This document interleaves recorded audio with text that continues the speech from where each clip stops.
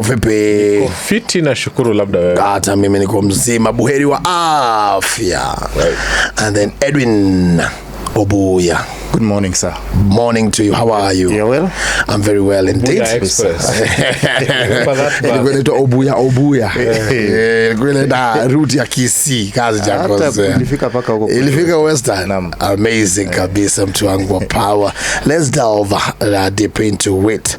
Finally Kaguta Museveni admit that our Kenya wamekuwa under detention in my country na ni kijeshi, and he dubbed them riot experts. Mtu wangu wa power. What does that tell us as a country, and how is our diplomatic relationship with a country like Uganda, given that it took over a month for these Kenyans to be known where they are and also to be brought back into the country? Fanya mambo. Good morning once again. I think first it tells us that we don't have an outfit called the Ministry of Foreign Affairs, because it has taken a lot of agitation, and they never showed any interest in trying to do anything. They never told us any update. You know, the way you would expect the Ministry of Foreign Affairs to come and give an update of where those Kenyans are, or just tell us that we are having negotiations with Uganda or something. They said nothing. Or ascertain that they are indeed in Uganda, but we are planning. They said nothing. And then I saw social media posts of people saying that it took the intervention of former President Uhuru Muigai Kenyatta. That is what social media was carrying. Then I see government spokesman amefufuka all of a sudden and says, stop taking credit for this. It is actually the Republic of Kenya that negotiated for their release. I sit at a position where I feel that this country is only interested in us to the extent that we are paying taxes and to the extent that they can steal our money from us. Beyond that, they don't care. I mean, you can be abducted in any country and anything can happen to you. They are not interested. As long as the bulk of the people are remaining here, and the bulk of those people, they are not remaining here so that the state can provide them with the medical care or build roads for them or schools for them. They are supposed to stay here and pay taxes, which then the government steals and then puts them on weighing scales. On a pima pesa, you've become too lazy and too foolish to count money, so you just weigh it on a scale. I think they want to keep us here and just steal from us. There is no other thing that they're interested in that would come from us other than our money. Obuya, like, do you think even the Ministry of Foreign Affairs knew exactly or was sure that our Kenyans were alive and being held in Uganda, or they were equally in the dark just like all of us? I think that it was a conspiracy of silence between the Kenyan government and the Ugandan government, because there's no way you will tell me that President William Ruto did not know that the Kenyans were being held in Uganda. I wouldn't want to imagine. And I just want to, I think this outfit called East African Community is a dead outfit, because it's as if there's a conspiracy between the leaders to ensure that they suppress and oppress the citizens of this community, because for people to go missing for 38 days and there's nothing, you hear nothing from the Minister of Foreign Affairs, you hear completely nothing from Ugandan government. The Kenyans went to court there in Uganda, and the Ugandan police and Ugandan military came to the courts and said, we do not know where these people are. We did not arrest them. For them to emerge, and then the president says, you know, we had them and walikuwa kwa fridge for a while. You know, it just shows you that people do not value the human rights that we expect to have, because if you are being held, I would imagine that if the Ugandan authorities thought that those people are dangerous, they would have taken them to court, but they did not take them to court. So what mistakes had they committed? What crimes did they do for them to be arrested? And if they were arrested, then why were they not taken to court? So it just shows you that we don't value and appreciate the human rights that we are expected to be enjoying as a people. And so the Minister of Foreign Affairs, actually, we never heard anything from Musalia Mudavadi. We never heard anything from Singoe until the last minute when the Kenyans were being released, only for them to tweet that, we have negotiated and the Kenyans are being released. We are told, we are not so sure, but we are told that it's former President Uhuru Kenyatta who called Museveni to release the two Kenyans. And remember, this was after lots of agitation from the civil society, from the communities at large. And I would imagine if those were Ugandans, wangepotea tu hivyo, because at least as a people, as a country, Kenyans, we are known for speaking out, and for loudly so. If we feel that we are being our rights are being trampled on, we speak out, and we speak out loudly. If we were Ugandans, we would have just gone like that, and hatungejua wako wapi. And Fanyamambo, is it not disheartening to realize that at this day and age, instead of making poverty disappear and ignorance disappear and unemployment disappear, we are still having people disappear? And it looks like even free movement of a human resource, goods and services from one country to another, even just regionally here in East Africa, is proving to be a hard road to travel. Isn't it like we still have a long way to go as a bloc if we are to compete globally now that technology has brought the entire world together? I think there's one thing that these presidents do not understand. That is Samia Suluhu, Museveni, Yoweri Kaguta, and William Ruto. They don't understand that there's something called the Universal Declaration of Human Rights. Now, the right to life, the right to liberty, the right to freedom from torture, those rights transcend country borders. Do you know that we have an international obligation as a country, for example, to fight piracy, to fight terrorism, and to fight genocide and killings of human beings? When human life is involved, country borders don't make sense. That's what they need to understand. So when there is abuse of human rights in Uganda, we as Kenyans, Tanzanians, and every other person has an obligation to fight against those abuses of human rights. When there is abductions, when there is torture, when there is inhumane treatment of our people, it doesn't matter where they are in the world. A president who abducts his people, a president who kills his people, a president who denies their people their basic human rights is put in the same category as Al-Shabaab, is put in the same category as the pirates of the Caribbean or pirates that were found on the Indian Ocean. This is just a pirate that is lording over people. And if you want to understand what's going on, look at Tanzania, for example. Why must human beings die for somebody to be president? Yani, this presidency is so important to someone that they don't care if they burn the whole country to ashes as long as they are president. Now we've seen vengeance. We've seen a state coming after its own people long after elections have been held. We've seen a state arresting a young girl for dancing. In fact, all of us are supposed to do that challenge to tell Samia Suluhu, you are full of rubbish, because that is wrong. I mean, a 25, 26-year-old, she didn't even say a word. She was just dancing. And then they are saying, hukumu yake itakuwa kifo kwa kunyong. I mean, what kind of nonsense is that? So this is not a state. This is someone, and by the way, I wish you had seen her after her inauguration. Tanzania, a country where very many poor people are existing there, where education, you go to some of their schools. I studied there for my undergraduate part of it. That country has got some very poor regions. But when you saw the Range Rovers that she bought now, the extended limos for herself, during her inauguration, they were being paraded there, and you think of which country she's president of and how poor that country is, then you say, this is just too much. Yeah. I think we've forgotten what leadership is all about. But we've just read in the dailies that it's now difficult for experts, especially the Kenyan ones, teachers, students, entrepreneurs, to move freely in Tanzania. And how come all these things are happening just about the election period in these countries that we are talking about, Kenya, Uganda, Tanzania? Yes, I think we have been too good for our neighbors. I think we we've been the big brothers, and we've tried to show that, you know, even if your small brother says a word to you, you just look aside because he's a small brother. Even if he slaps you, you look aside because he's a small brother. I think it's a time as a country we also looked inwards. Even US is looking inwards. It's saying US first.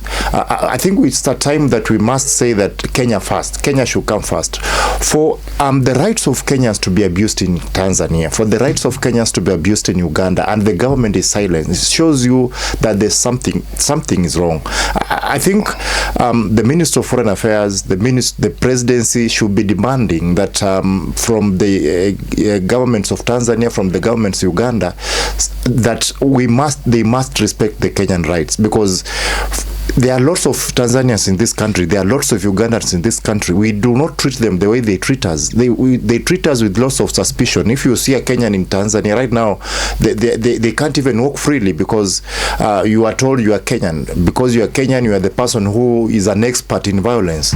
You know, it's a wrong tag to put on Kenyans who are hustling, Kenyans who are doing legitimate businesses, legitimate professionals. And so it becomes so difficult that the country and the leadership of the country continues to keep silent when Kenyans rights are being trampled on in Tanzania. Kenyans rights are being trampled on in Uganda, and as a country we have opened our doors. Every person in Africa is coming to Kenya, and we are treating them with lots of respect. Why can't they reciprocate that and also treat Kenyans with respect? Why can't then the government of the day demand that if this and this and this is not going to happen, then we are also going to ensure that ABCD is not happening to you and your citizens, because we can't be the one who are good. We can't be the one who continually turns the other cheek and they keep on harassing us because they are smaller to us. No, I think it's time we said enough is enough. Mm-hmm. But there's one thing. Yeah. There's one thing that is a very strong and valid point that Samia Suluhu and her ilk and the Musevenis of this world have forgotten. They are asking us as Kenyans, why are we interfering in their affairs? Now, I want to take you to the border between Uganda and Kenya. Mm-hmm. If you look at somebody like Mudi Awori, and I believe that man is blessed. Many years, beautiful life. I saw him going to Raila's home. Yeah. Anyway, that's not the point. The point is, half of his family is in Uganda. The other half of his family is here. Mm-hmm. The people from the Bukusu, the Luya, the Busia, in fact, there's Busia, Uganda, and Busia, Kenya. Mm-hmm. So when a person who is in Busia, Kenya, knows that his uncle and his auntie live in Busia, Uganda, because these maps were drawn by a stupid European using a pen, not considering communal boundaries, he's asking about Uganda because his auntie lives there. And it matters to him, even though he's in Kenya, mpaka iliekwa na mzungu, his family is in Uganda. Now come to Tanzania. Kuna watu wanaitwa Wasukuma.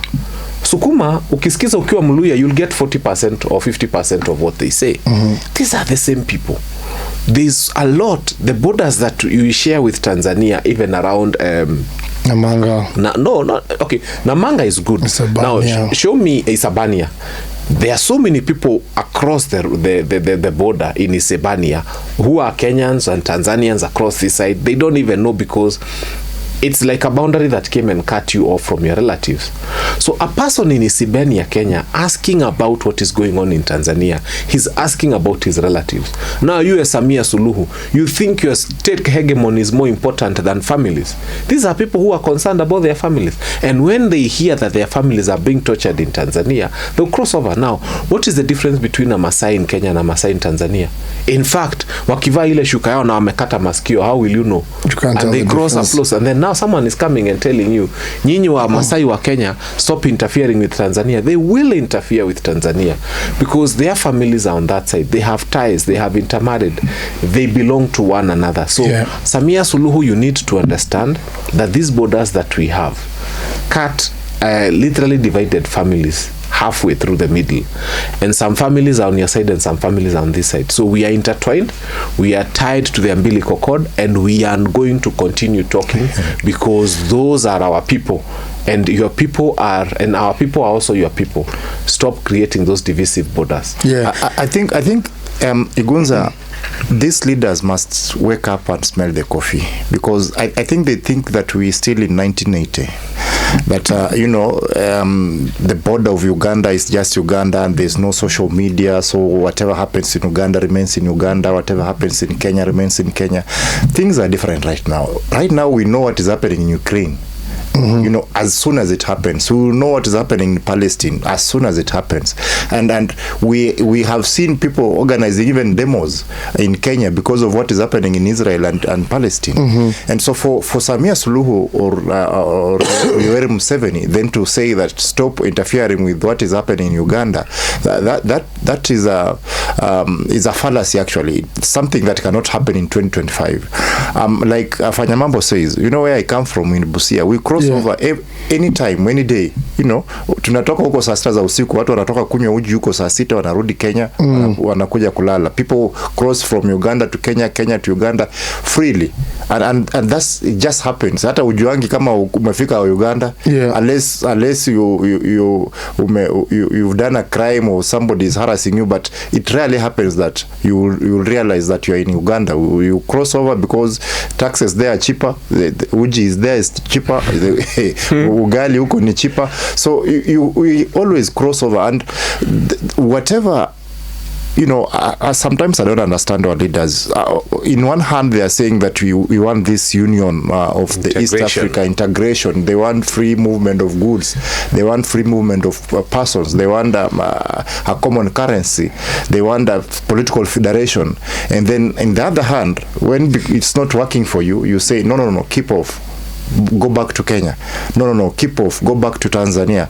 It can't work. And they must realize that in this era, whatever happens in Dodoma matters to a person who lives in Busia. Whatever happens in Kampala matters to somebody who lives in Mwanza. Whatever happens in Kigali matters to somebody who lives in Mogadishu, because we are a federation, and the sooner they realize that, the better for them. Fanyamambo, it was very clear when the treaty was re-signed in 1999 and now became operational in 2000.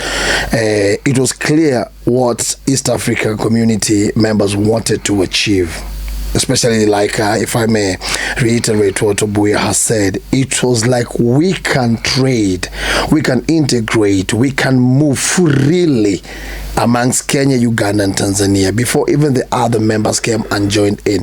But if things like political differences can actually cut us in the middle and separate us and try to bring tension at the borders, are we ever gonna be an economic bloc that can effectively compete in a global market? And what does the future look like for us as a region when it comes to competing in this fast-moving world?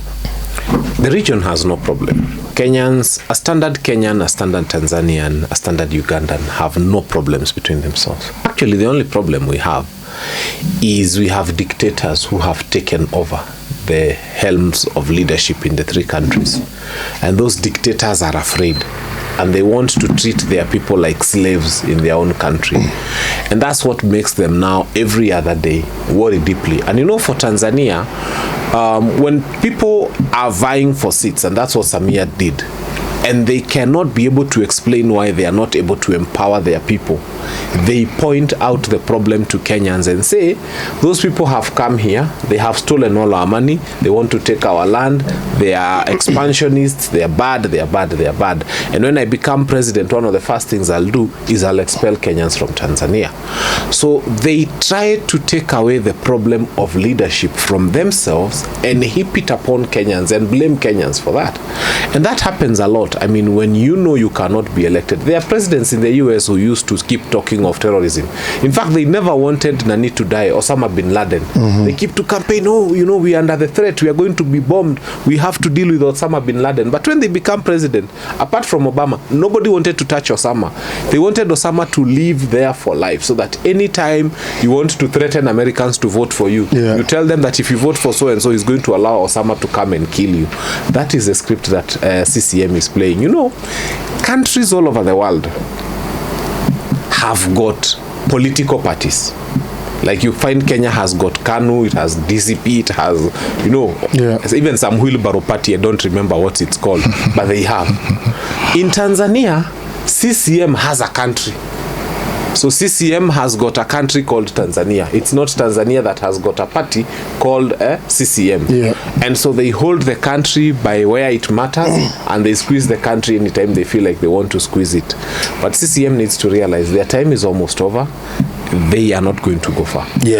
But when it comes to politics, our leaders are very hands-on. When it comes to elections, by elections, they will traverse the country and they'll ensure ballot papers reach the farthest parts of this country. We are being told that people are camping right now in Malava for the by-election that is coming.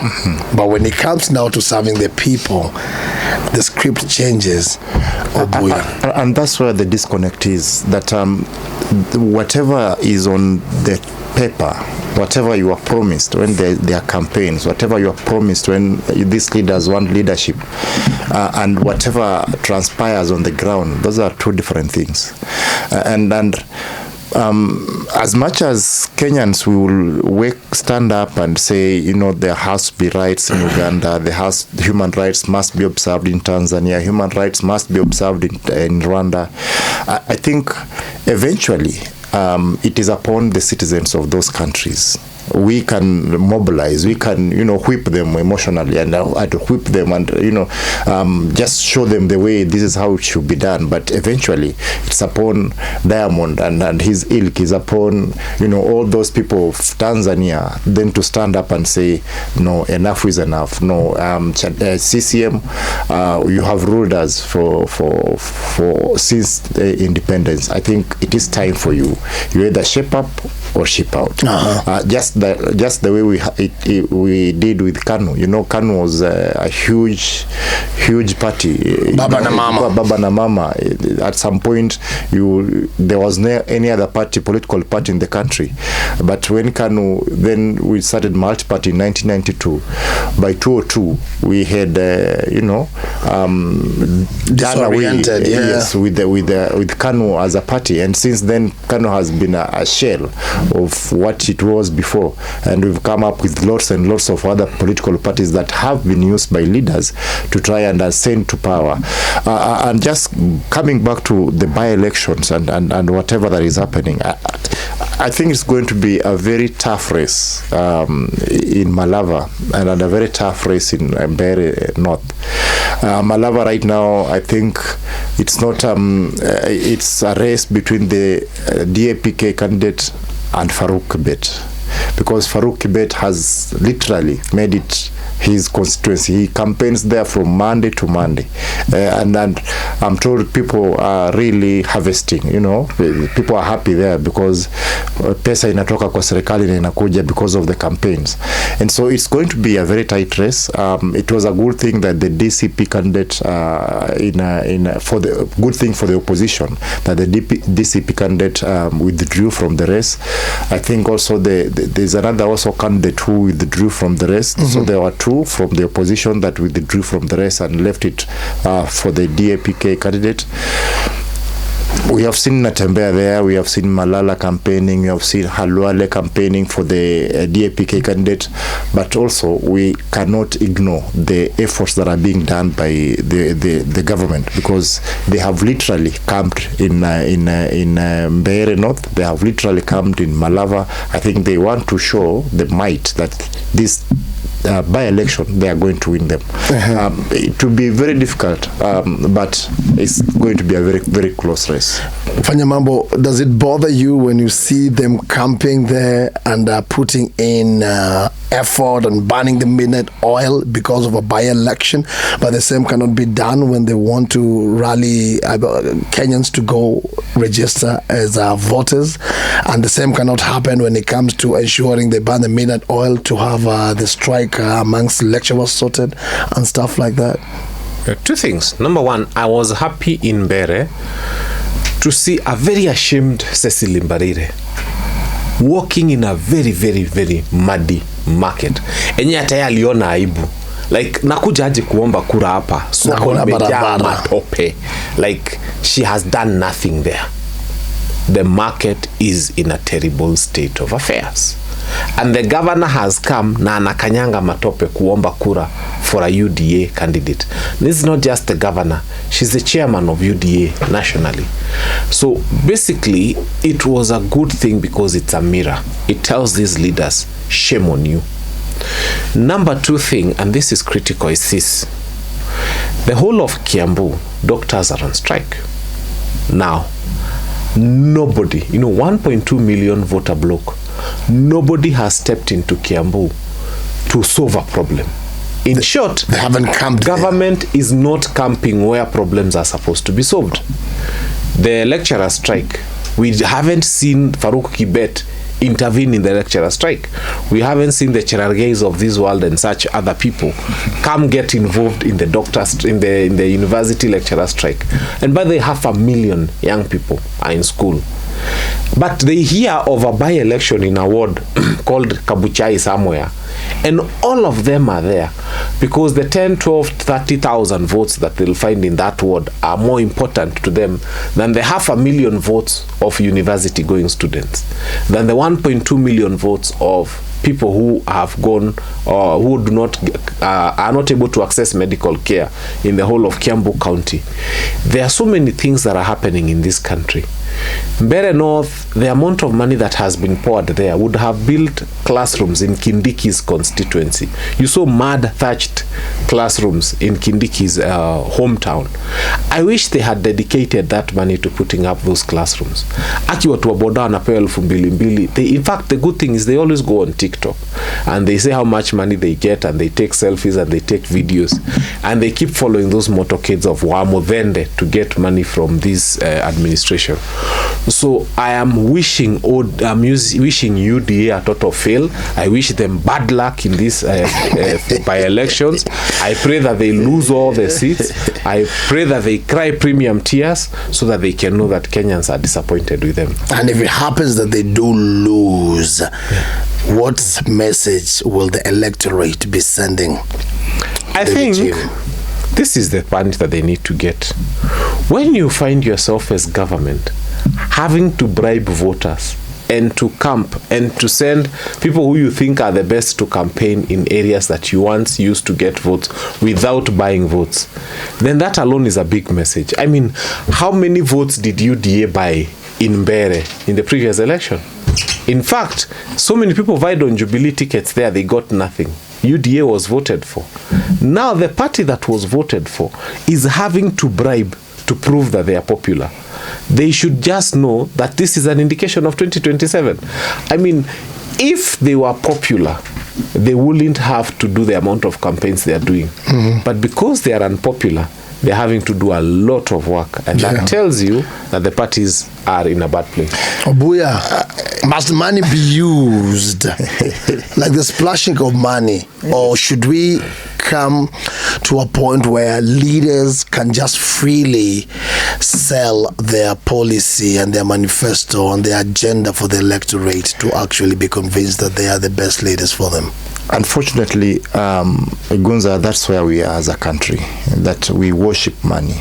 And this government has just made it, has validated bribing because, everything is about money. Even, we live in a Fuliza economy. We have Hustler Fund, we have Nyota, we have all those. It's just a form of trying to, entice you to do one thing without even thinking. The thinking of those politicians is that once you get that 2,000, you are not going to think about anything else. You are not going to think about the policies of the person that is vying, of the candidates that are vying. You are just going to vote because umepata 2,000, umepata gorogoro 2 ya mahindi, so uko sawa.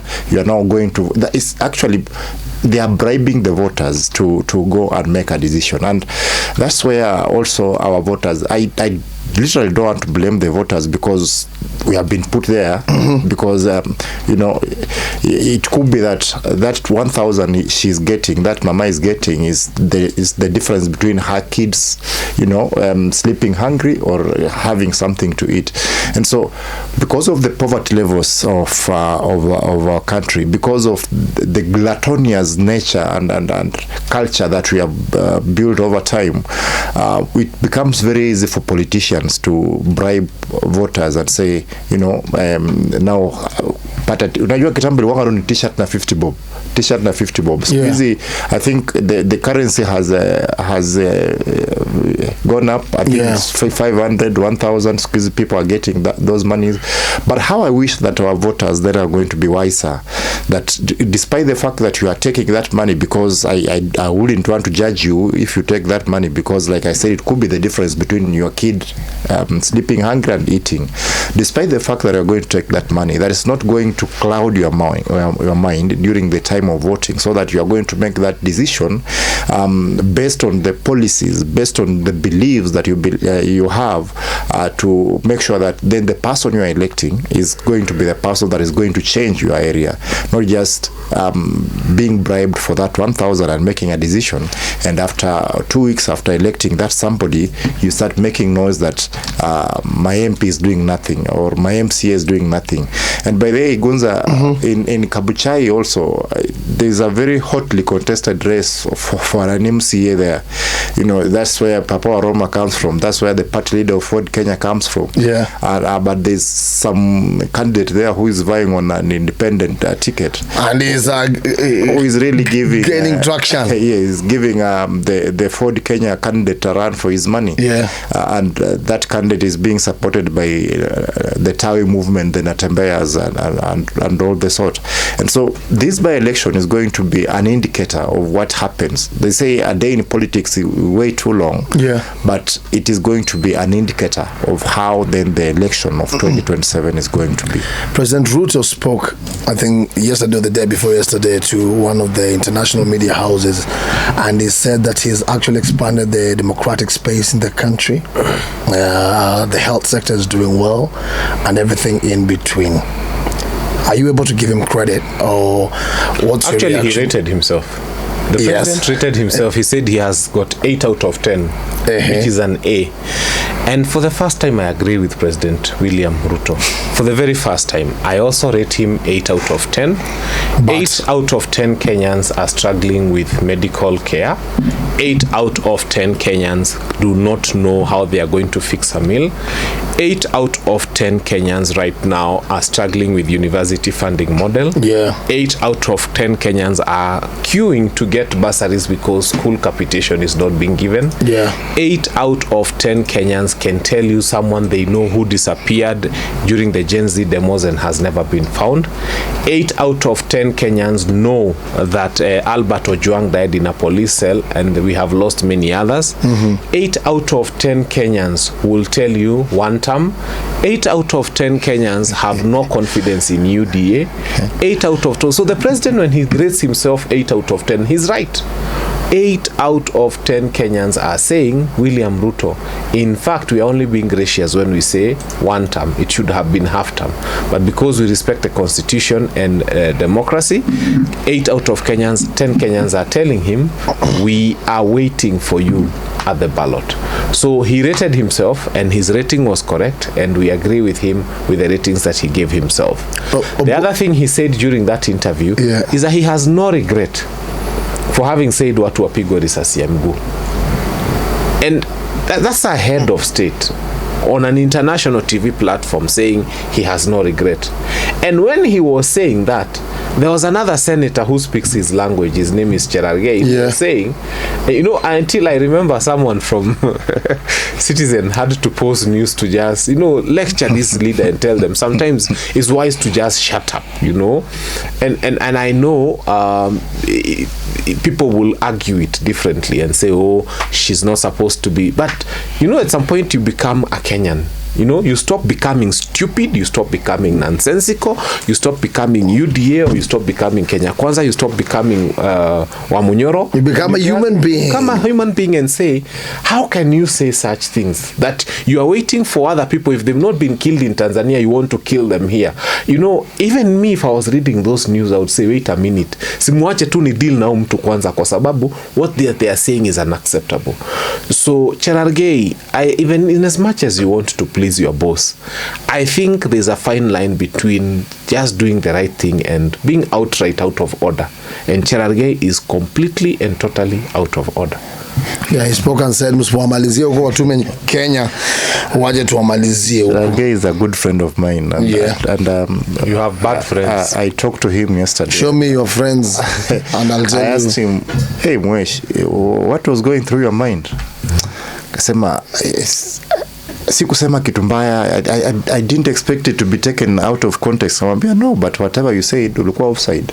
Because you know, for you to appear to be celebrating people being abducted, for you to appear to don't care when people are being abducted or when people are missing, it doesn't show you, it doesn't show a good picture as a leader. And that's what happens when people come to power. At times people forget that today I'm in power, tomorrow I might not be in power.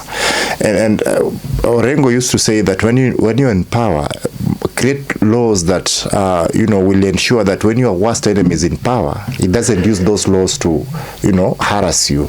And some of these leaders, I think they become so excited over small issues. Yeah. If I were Cherargei, I would have apologized. I told him, actually, in the evening, I told him, the press conference you called, you should have used that opportunity to say, I'm sorry if, don't even include if, just say I'm sorry for what I said, because those sentiments were uncalled for. And at times also blame the church. You know, when things happen, they say, oh, we are not going to allow politicians to speak. We are not going to allow, you know, use the pulpit to do ABCD.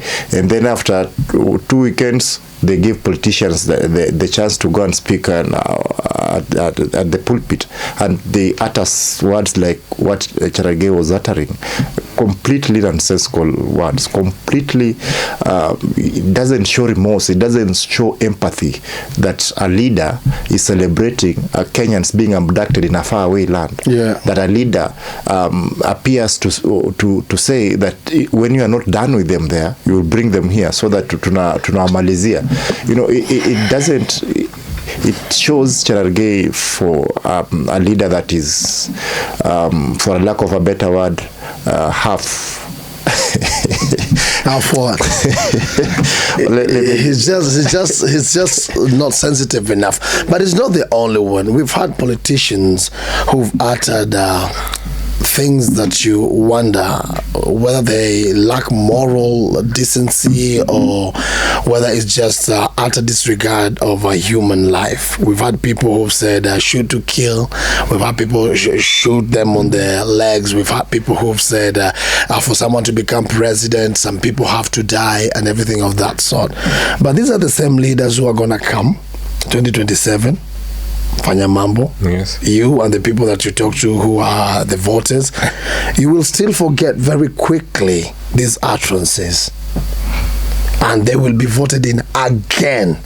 There's something that Uhuru Muigai Kenyatta did last week when he was speaking at the Jubilee meeting, when he cautioned Jeremiah Kioni and told him to stop insulting Wamunyoro, Rigiji.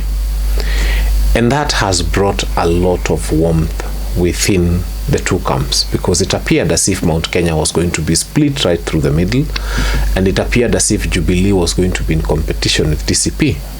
Uhuru Muigai Kenyatta would go ahead to say that nobody can exist on their own. We need one another. So even if it doesn't happen tomorrow, I know for sure a handshake will happen between Uhuru Muigai Kenyatta and Rigathi Gachagua.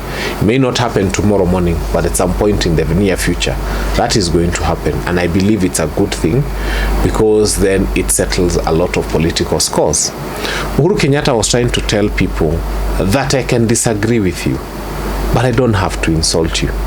And the biggest problem I have found, and I wish I could name people but I won't, is people who think that the best way to sell Matiang'i is to insult Martha Karua, is to insult Kalonzo Musyoka, to insult Rigiji.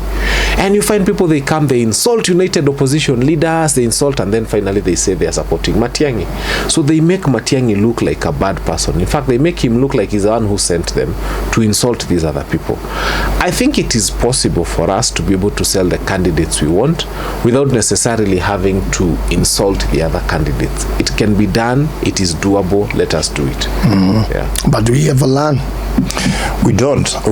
And like I said, some of these leaders, once they are sent to power, they forget about everything else.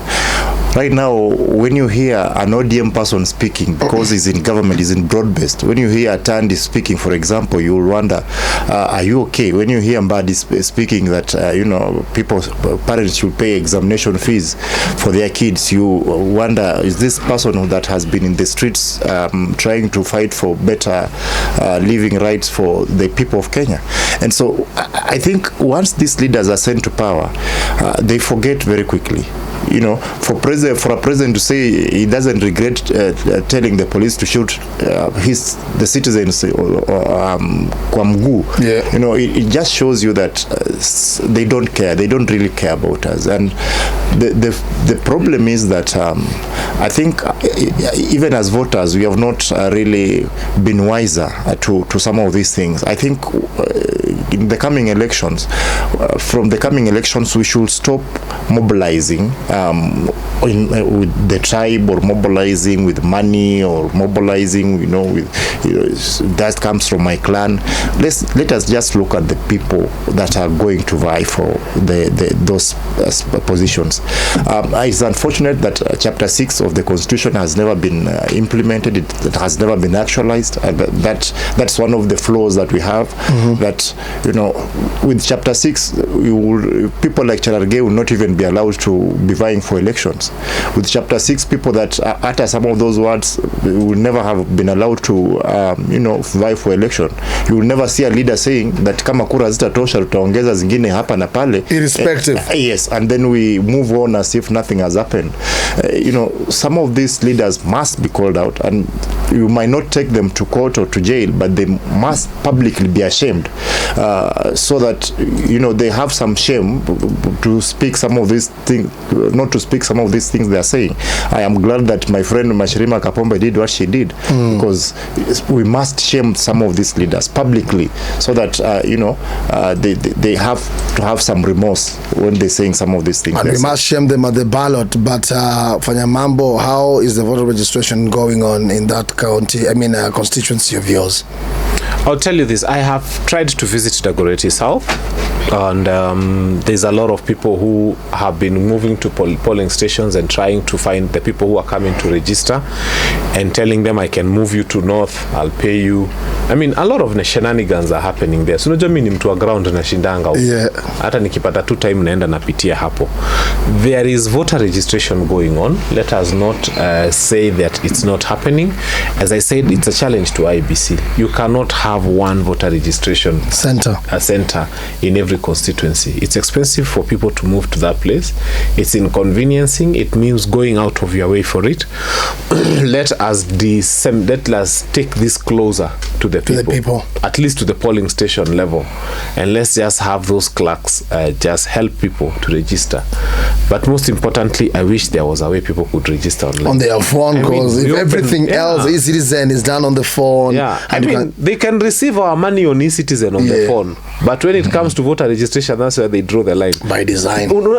Imagine, can you imagine someone tells you anything you want to pay for government, including school fees, because that's where they wanted to move us to, which sometimes school fees ya national school ni 70,000.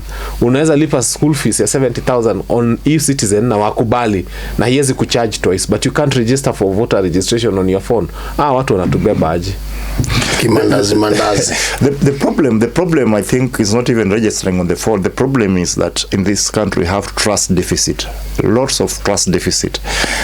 hata tukisema sasa watu wa register on phone, fanya mambo and these people will be the first people to start crying, criticize wakisema watu wamededi. Sasa watu wata register because if hustler fund inachukuliwa na watoto wa 3 years from the phone, what is the guarantee that kwa voting mtu wa 4 years hata hakuna integrity? Yeah, that's the problem we have as a country. And it narrows down to greed. Yes, greed and lack of diversity, because we just don't trust each other. If I was to be the chairperson of IBC, I think I would have even my friends to not trust me that I'm going to do the right thing. Amazing sana. Thank you. Mambo Kinos mtu wangu wa power. Docket comes to an end. Keep it hard.